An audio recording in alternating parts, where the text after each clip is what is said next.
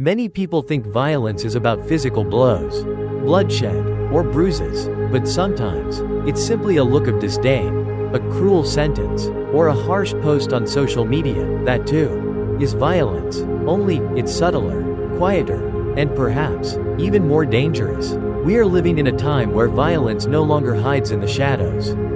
It walks in broad daylight, getting praised, laughed at, and even celebrated. A video where someone is yelling at another goes viral, with comments like, "That's right, put them in their place." A post publicly shaming someone, regardless of truth, is widely shared as long as it's angry enough. Shocking enough. That is the danger, because violence is no longer viewed as a problem, but has become a form of entertainment in our era.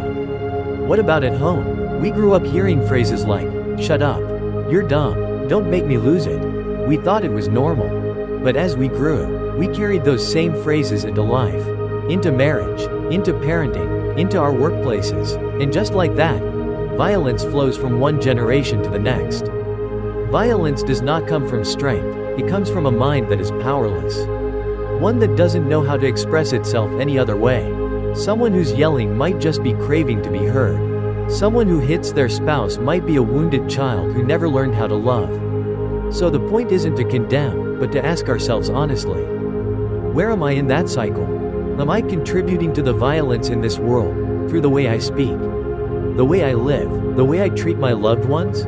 Because if we don't stop, we will continue to live in a world where kindness becomes a luxury, and every person needs to wear armor just to step out the door.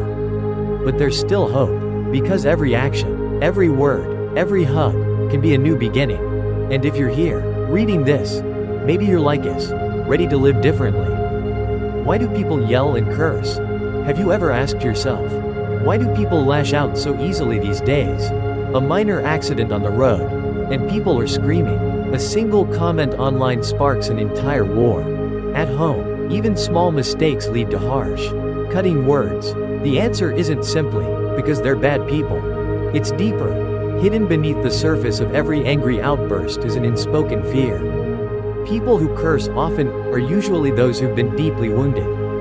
They lash out, not to hurt others, but to protect a fragile ego that's been trampled. They scream, to avoid feeling weak. Many grew up believing, if I don't shout, no one will fear me, no one will respect me, they'll think I'm nothing, because deep inside, they were once children who were ignored, mocked, or silenced. So now, as adults, they don't know how to be heard except through aggression. Cursing doesn't make anyone better, but for a brief moment, it gives the illusion of control. And that illusion lasts just a few minutes. The damage it causes may last a lifetime. Every angry word is a brick in the wall between us. And after the yelling, what remains is silence, sorrow, and distance that's hard to mend. So if you meet someone who often lashes out, don't be too quick to hate them. They may simply be carrying pain that hasn't healed. And if you have ever lost control, please don't hate yourself. It's not your fault. It's a signal. It's time to turn inward. To relearn how to speak so others can understand, without causing harm. The painful truth. You're not bad, you're just in pain. There are people who treat outsiders kindly, but lose their temper at home. People who help friends with patience, but yell at their children with words no one dares repeat. People who seem strong in public, but cry alone at night. If that's ever been you, please know, you are not a bad person. You are simply in pain. There's an untold truth. Most people who frequently explode in anger were once children who weren't comforted. When you cried, you were told, don't be weak. When you were sad, you were told, stop that, don't bother others. When you were angry, you were punished, not asked why you were upset. And so, you learned to suppress. But feelings don't disappear. They become silent time bombs inside your body. Then one day, stress, exhaustion, or a small conflict triggers the explosion. A husband yells at his wife, not because he hates her, but because he's exhausted. A mother hits her child, not out of cruelty, but because her mind is overloaded. A young man screams in public, not because he's violent, but because inside, he feels invisible. These actions don't define who you are. They're signs. You haven't truly rested in a long time. You haven't been asked, are you okay? In a long time? Most people who act aggressive are really people who need love, but don't know how to ask for it. And if you look closely, behind many angry words are eyes full of sadness. Don't hate yourself for losing control. Pause, breathe, gently ask yourself, am I just tired? Am I hurting? And no one knows? Just by recognizing that, you've already taken the first step to healing. What hides beneath anger? The undercurrents of the mind. Anger seems strong, but in truth, it's a mask for softer emotions underneath. Have you ever asked yourself, what lies beneath my anger? If you're brave enough to look deeply, you'll see, it never comes alone. It carries sadness from not feeling understood. It carries disappointment when loved ones don't meet your expectations. It stems from feeling belittled at work, in relationships, or even from a careless comment. Anger is a signal, not an enemy. It's a message. Something inside isn't okay. And if we don't listen, it turns into action. Yelling, cursing, slamming doors won't heal the hurt. They only cover it up while creating more wounds. That's why people regret their outbursts. Because after the rage, what remains is still pain and guilt on top of it. Try this next time anger rises. Don't speak, don't shout. Pause for just 3 seconds. And quietly ask, what's behind this anger? What am I needing that I'm not getting? Sometimes, you'll realize, you just need a hug, a thank you, or simply, a moment of being seen. One father once shared, I used to yell at my kid for messing up. Now I ask, what were you thinking? And I realize, he wasn't wrong. He just didn't understand. Understanding is the first step to healing. When you see what's beneath your anger, you're no longer its slave. You gain the power to choose, to stay silent, to ask with care, or to step away before hurting someone you love. Because real strength isn't in shouting the loudest. It's in stopping before anyone gets hurt. The louder the reaction, the softer the wound. Most of us don't get angry because of what's happening now, but because of what has happened before. We don't shout because of one comment, but because of dozens that were never answered in the past. We're not really mad at the person in front of us. We're angry at ourselves for being too soft for too long. Many people think they're strong when they yell, slam tables, or scold others. But the truth is, the louder someone is, the more fragile they usually are. Inside every quick-tempered person is a storage room of emotions that have never been truly heard. A husband snaps when his wife mentions money, not because he hates her, but because deep down, he feels inadequate. A boss yells at employees, not because he's cruel, but because he's crushed by the pressure he places on himself. A mother scolds her child, not because she doesn't love them, but because no one has asked her, how are you today, for so long. We don't need to be strong in an aggressive way. We just need to be solid enough on the inside, so we don't overreact on the outside. Overreactions are often signs of inner instability. Those who need to shout are usually those who don't believe they'll be heard if they speak gently. Those who lose control easily are often people who haven't had proper rest in a long time. Ask yourself, when was the last time you got really angry? Were you exhausted, anxious, or overwhelmed at that moment? If yes, that might be your answer. Your emotions are not the enemy. But if you don't hold them with mindfulness, you might become the one who hurts others. And later, when everything's over, what we regret most is rarely why we were angry, but the sadness in the eyes of someone we love. True strength is being able to sit with yourself when your heart is in turmoil. Not blaming, not lashing out, just sitting quietly to ask, what does this anger really need? Sometimes it needs to cry. Sometimes it needs a hug. Sometimes it just needs time to not become something you'll regret. And when we learn that, we don't just save others. We save ourselves from unnecessary pain.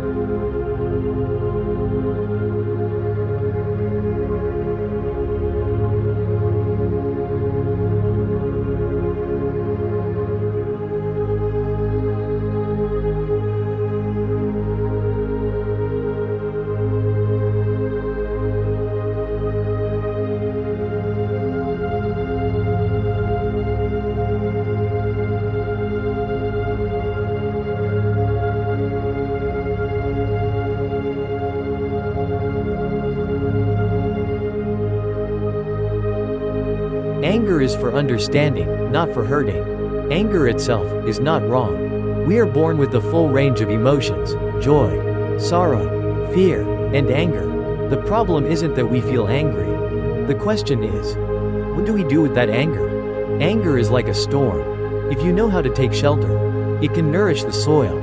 If you ignore it, it can wash everything away. In life, many of us were never taught how to live with our anger.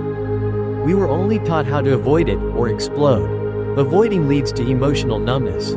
Exploding leads to emotional wounds. Both ways leave scars. But what if we treated anger like a friend? A friend who visits to say, something inside you isn't okay. A friend who whispers, you're overwhelmed, you need a break. And if we can sit down, breathe slowly, and listen, we'll realize anger doesn't come so we can scream. It comes so we can listen to ourselves. A young woman once said after therapy, I thought I hated my mother, but it turns out I was just sad that she never listened. Her anger was actually the cry of a child who had never been heard. And when she learned how to express her feelings, the anger softened. Anger is for understanding, not for hurting. You don't have to force yourself to not be angry, that's not realistic. What matters is learning to see anger as a message. Where am I hurting? What need is unmet? And from that place of awareness, we choose to respond with care. Instead of yelling, say, I'm exhausted, I need some space.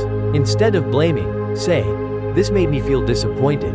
Instead of hitting, leave the room. Take 3 deep breaths, and return when you're calm. That's not weakness. That's the strength of emotional maturity.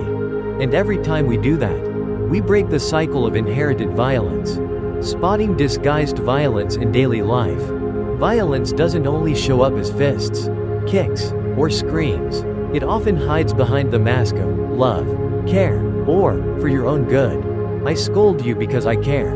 You have to be yelled at to learn. If I don't hit you, how will you know you're wrong? These phrases sound familiar, but they are the invisible wounds passed from generation to generation. We were taught, loving means being strict.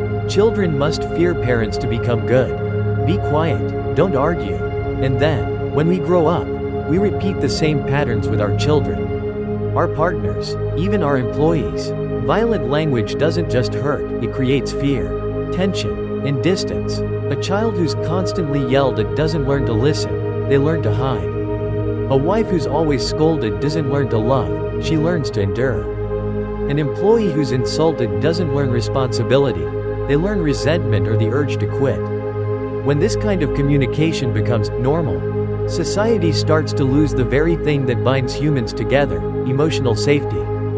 If your home is a place where you walk on eggshells, if your workplace is where small mistakes are met with harsh words, if the street is where a hornbeat earns you an insult, no wonder everyone lives in defense, and conversations become battlegrounds. But the good news is, language can be relearned. Instead of, you're so stupid, try, this seems tough for you, let's find another way.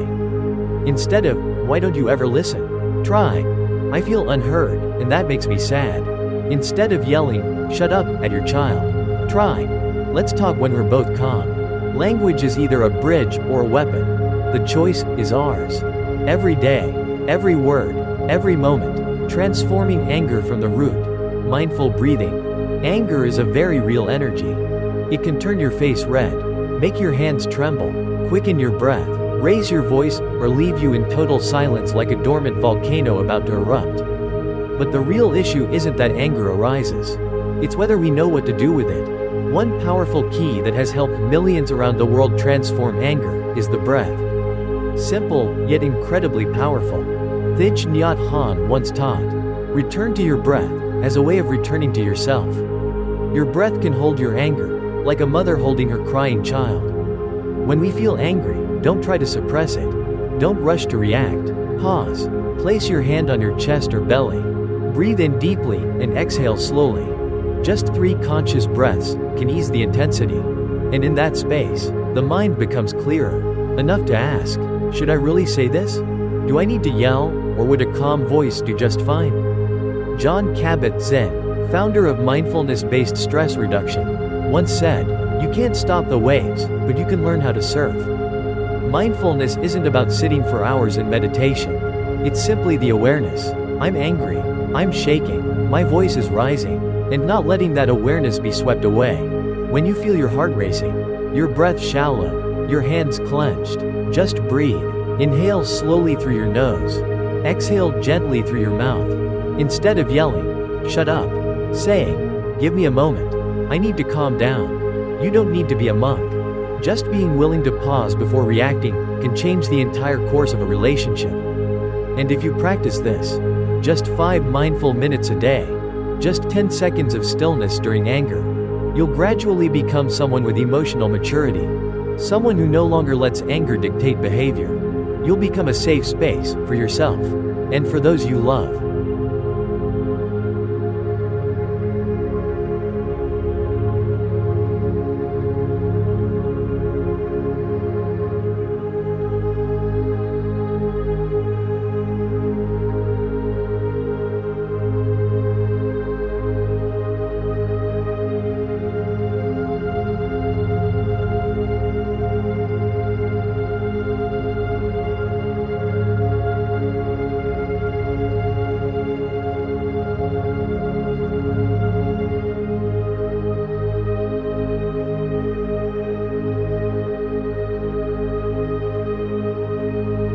Forgiveness isn't for them, it's for your freedom.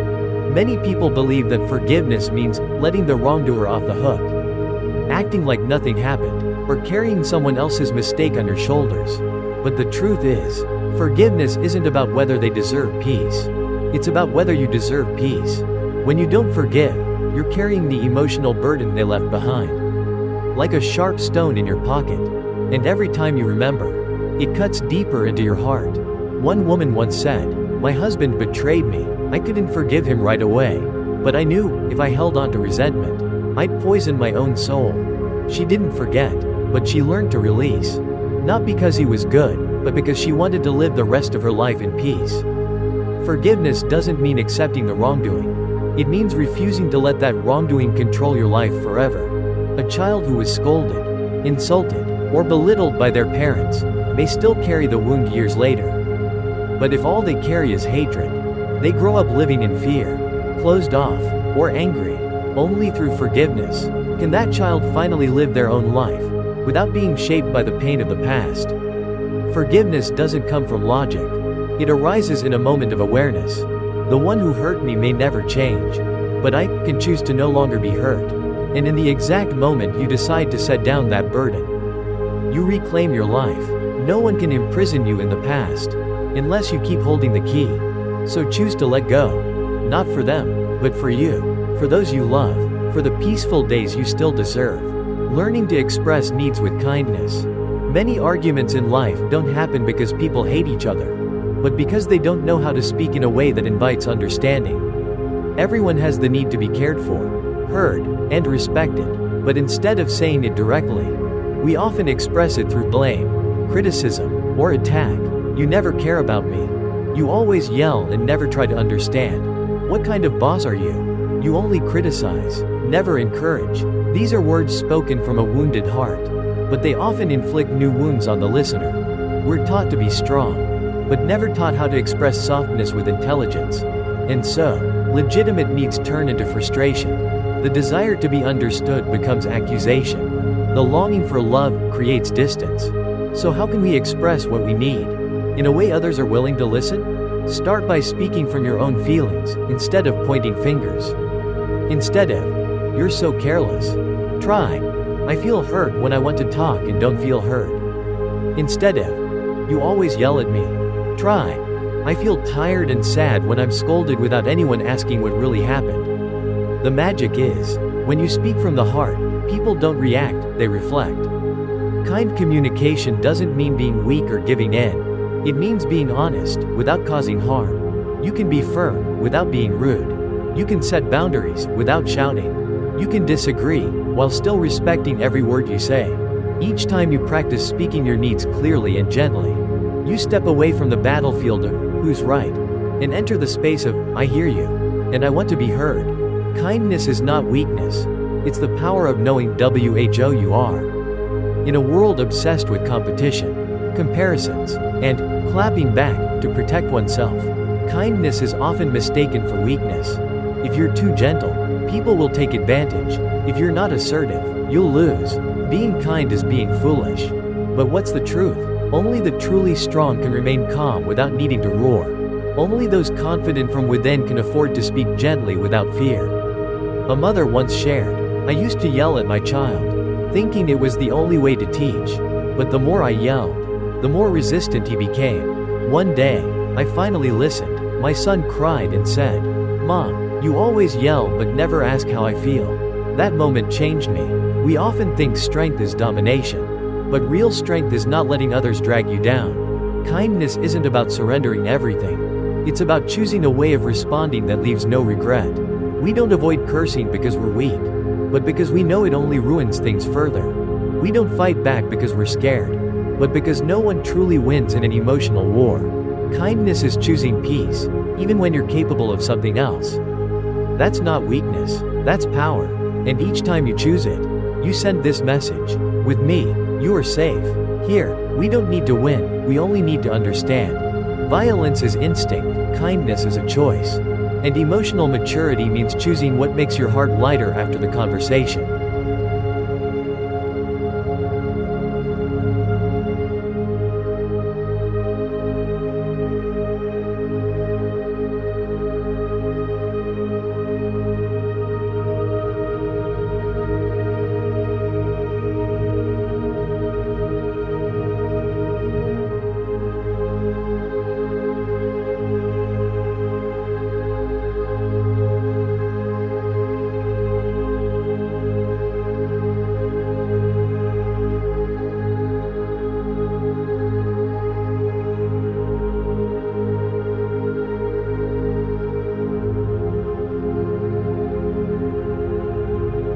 Rising above anger. Real stories of healing. If you've ever shouted out of frustration, trembled in rage, or said things you later regretted, you're not alone. Many have been there, and they have risen. Not because they were better, but because they were brave enough to face their pain. Pause, and choose another path. 1. A father once feared, and the awakening from his daughter's eyes. Mr. Tuan, a 40-something business director in Hanoi, was known to be commanding at work. But at home, he was a nightmare. He shouted, cursed, slammed things. Once, when his 6-year-old daughter spilled water, he yelled, "Are you that useless? You've never done anything right." His wife sank into depression. His daughter began stuttering. His son became aggressive at school. Until one day, he came home to find his wife packing, leaving behind a note: "I'm not leaving because I don't love you. I'm leaving because if I stay, none of us will remain human." That broke him. He recalled, "I used to think it was right for them to fear me. I thought a man had to be in control. But then I saw my daughter crying, whispering, 'I don't want daddy to be a monster.' That shattered me." He began therapy. It wasn't easy, he quit midway once. But for his kids, he returned. He learned to listen, first to himself. 2 years later, he shared, "I never imagined my daughter would hug me and say, 'I trust you now.' But I didn't give up, and that saved my family." 2. A rural teacher. From verbal abuse to sowing love. Ms. Hong, a primary teacher in central Vietnam, was once feared by her students. She scolded, hit with rulers, called kids stupid and hopeless. Not out of cruelty, but because she grew up with a harsh military father and a silent mother. She never heard praise, only criticism. Spare the rod, spoil the child, was how she was raised. And she repeated that with her students. Until one day, after scolding a 3rd grader in front of the class, the child went home and wrote in a diary, "Teacher says I'm stupid. I think she's right. I wish I didn't exist."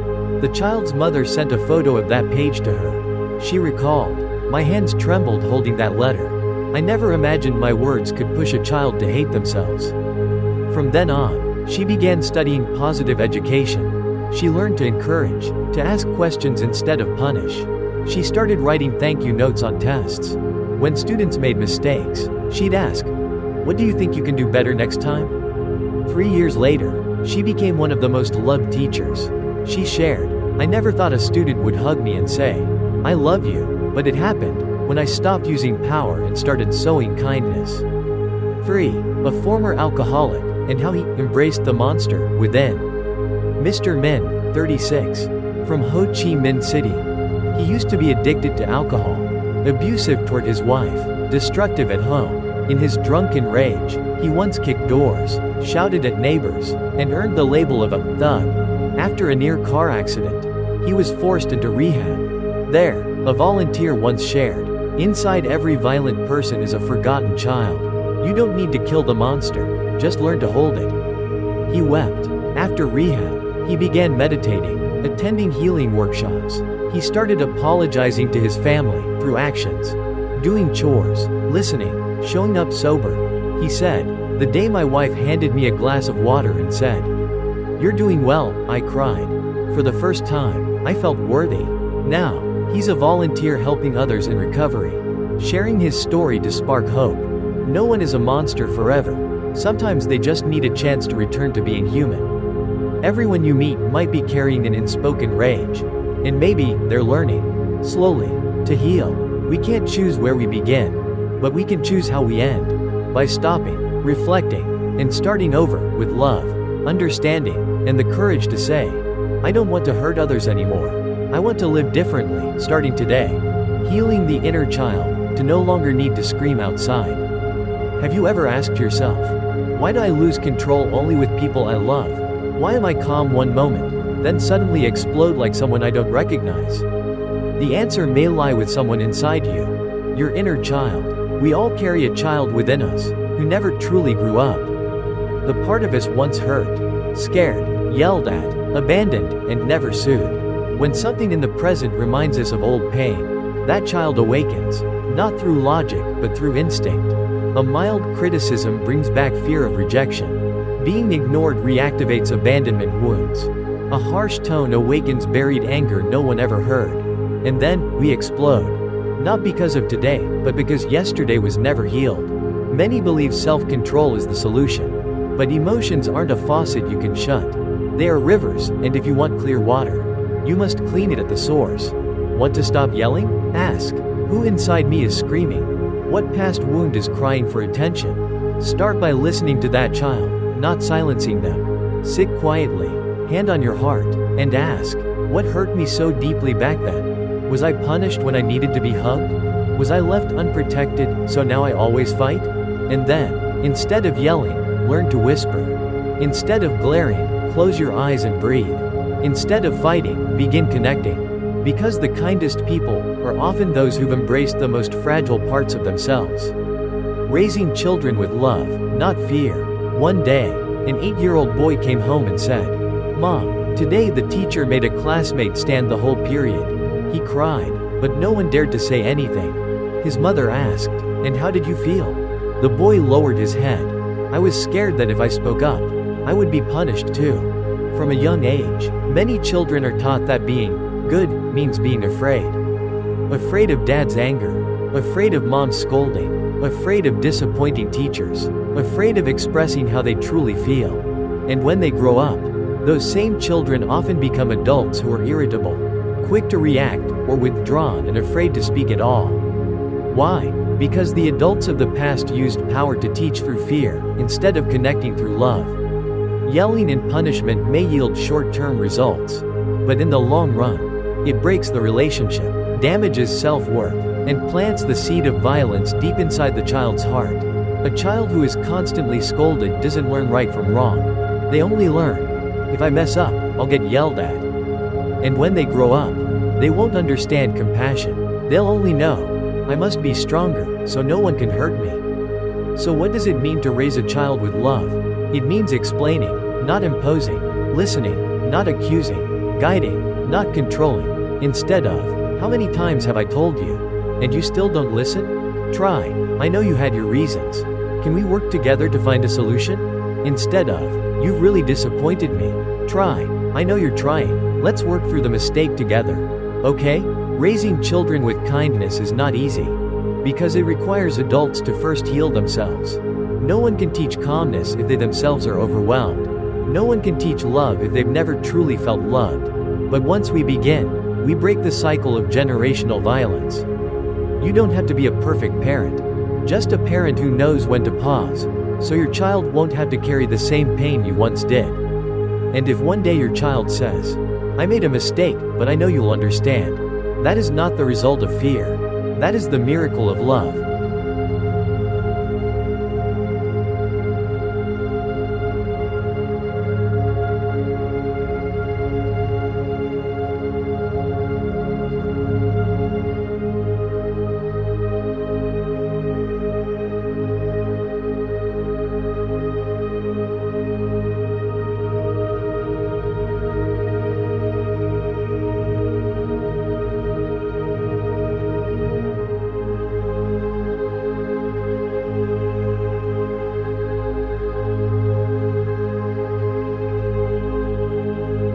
family doesn't need to be right, it just needs to love again.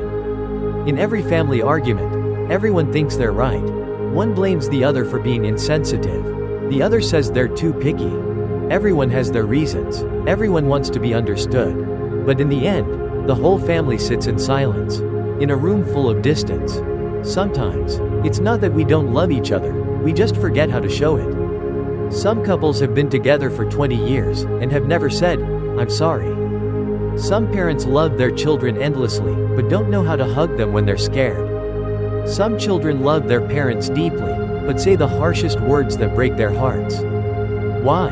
Because we're taught, showing emotions is weakness. That real men don't apologize.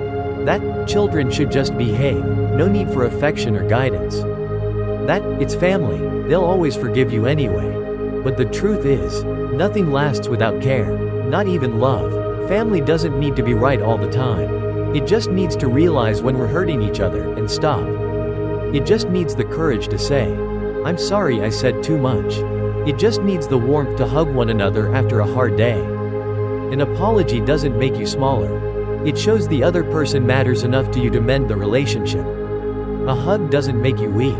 It proves you still love, and you choose connection over separation. The strength of a family isn't in never arguing. It's in always finding your way back to each other afterward. Still sitting together, still passing food, still pouring each other a cup of water, still able to look into each other's eyes and say, "We're still family, right?" You are not your anger. You are the one who can transform it. We weren't born to be angry, to curse, or to hurt those around us. But because of pain, lack of love, daily pressure, and old habits, we forget how to be gentle. But hear this, you are not your anger. You are the one who observes it, learns from it, and chooses another response. You are not your past mistakes. You are someone awakening, learning to live differently today. The healing journey isn't about becoming perfect. It's about becoming softer toward yourself and others. Every time you choose silence instead of yelling, you move forward. Every time you express your feelings instead of blaming, you act with courage. Every time you sit down with family to mend what was broken, you create a miracle. The world doesn't need more people who win arguments.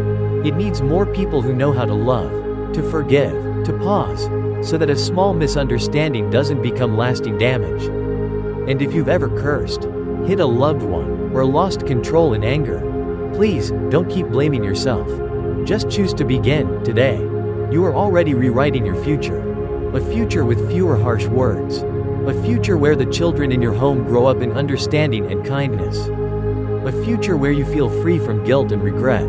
Be the one to stop first. Because sometimes, one person who stops can save the whole family from a dead end. And when each family learns to love, instead of hurt, this world will have one less war, one less wounded child, and one less unending cycle of pain. Thank you for walking with us to the end of this journey. If this video has helped you, or someone you love, please leave a comment, subscribe, and share it, because who knows, a small message from you might save a heart that's ready to give up. When the whole society is angry, WHO will choose kindness. Have you ever felt this? You open your phone, and people are cursing each other like it's normal. You go out, a small accident on the road can turn into a fight. You scroll through social media, it's full of insults, sarcasm, and judgment. It's like society is in a collective rage. Everyone feels they have a reason. Everyone feels insulted, threatened, or pushed to the edge. Everyone thinks they are the victim, and reacting is their way to defend themselves. But if everyone reacts, who will heal? If everyone strikes back, who will choose to stop? Kindness is starting to look like a weakness. In a noisy world, gentle people are seen as foolish. Those who stay calm are called spineless. Those who don't lash out are labeled as having no opinion. But dear friend, a kind person is not someone who doesn't get angry. They are someone who chooses to protect the best part of themselves.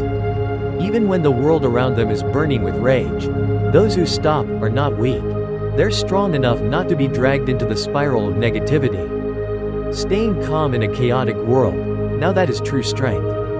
And if you still have enough silence to understand, enough depth to care, and enough clarity to stay true to your values, then you, my friend, are one of the quiet flame keepers of this society.